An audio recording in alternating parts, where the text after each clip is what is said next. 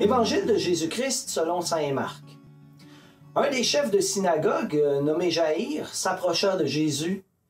Il tomba à ses pieds et le supplia instamment. « Ma fille, encore si jeune, est à la dernière extrémité. Viens lui imposer les mains pour qu'elle soit sauvée et qu'elle vive. » Jésus partit avec lui, et la foule qui le suivait était si nombreuse qu'elle l'écrasait. Or, une femme qui avait des pertes de sang depuis 12 ans vint par derrière dans la foule et toucha son vêtement. Elle se disait en effet, « Si je parviens à toucher seulement son vêtement, je serai sauvée. » À l'instant, l'hémorragie s'arrêta. Aussitôt, Jésus se rendit compte qu'une force était sortie de lui. Il se retourna dans la foule et il demandait « Qui a touché mes vêtements ?» Il regardait tout autour pour voir celle qui avait fait cela. Alors la femme, saisie de crainte et toute tremblante, vint se jeter à ses pieds et lui dit toute la vérité.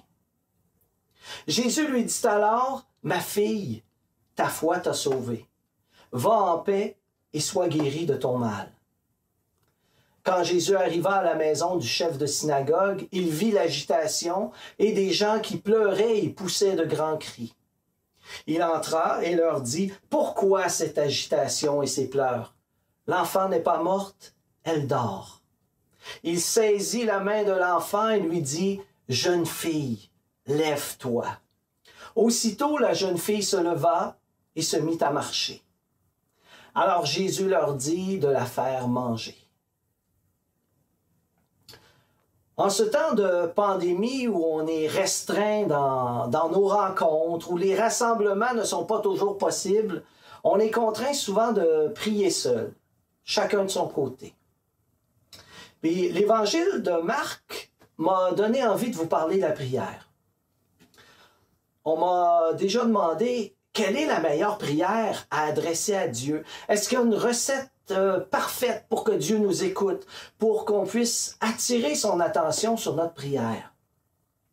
En écoutant la parole d'aujourd'hui, j'ai envie de répondre, il n'y a pas de prière meilleure qu'une autre.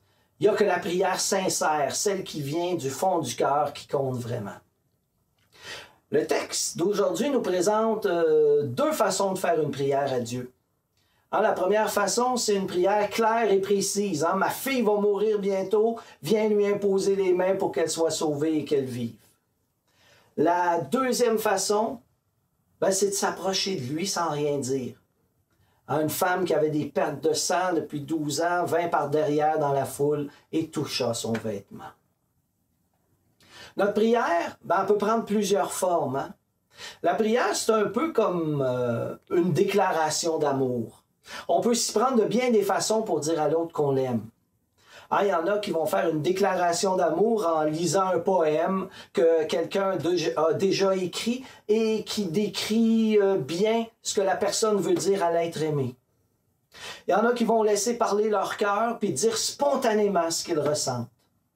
Puis il y en a d'autres qui diront rien, mais qui vont laisser transparaître leur amour dans leur regard, dans le silence, dans un simple toucher, une caresse. Puis dans tous les cas, l'amour va être au rendez-vous. Quand il est réciproque, le but va être atteint.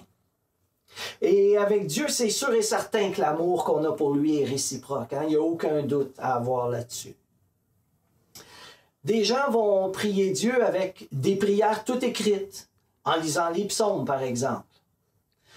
D'autres vont prier Dieu en laissant parler leur cœur de façon spontanée. D'autres encore vont s'installer sans rien dire, en sachant bien que Dieu connaît le fond de leur cœur, puis qu'il sait très bien ce dont ils ont besoin.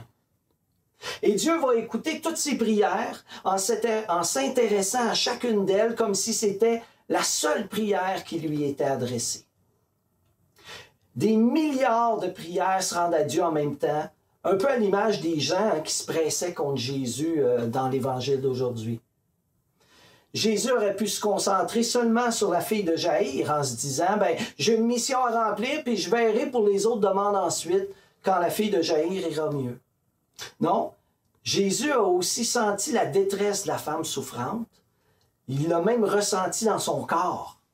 Hein, Jésus s'en allait vers une détresse, puis voilà qu'une autre vient à lui et il se donne à toutes les deux. C'est pour moi la preuve que ma prière ne se perd pas parmi toutes les autres prières adressées à Jésus. Donc ma prière est écoutée par Jésus, ma prière est prise au sérieux par Dieu lui-même. Sainte Thérèse de Lisieux disait, hein, on fait ce qu'on veut de Jésus quand on le prend par le cœur. Ben, s'adresser à Jésus, c'est déjà le prendre par le cœur. Adressons-nous à Jésus, parlons ouvertement à Dieu, hein, prions le Seigneur avec des mots empruntés, avec nos propres mots ou dans le silence de notre cœur. Parce qu'on sait bien que Dieu est toujours à notre écoute. Il nous connaît mieux que nous-mêmes, il sait ce dont nous avons besoin. Nous sommes les enfants de Dieu, il nous aime aussi fort qu'il aime son propre Fils, parce qu'on fait partie de la famille, puis que l'amour de Dieu pour ses enfants n'a pas de limite.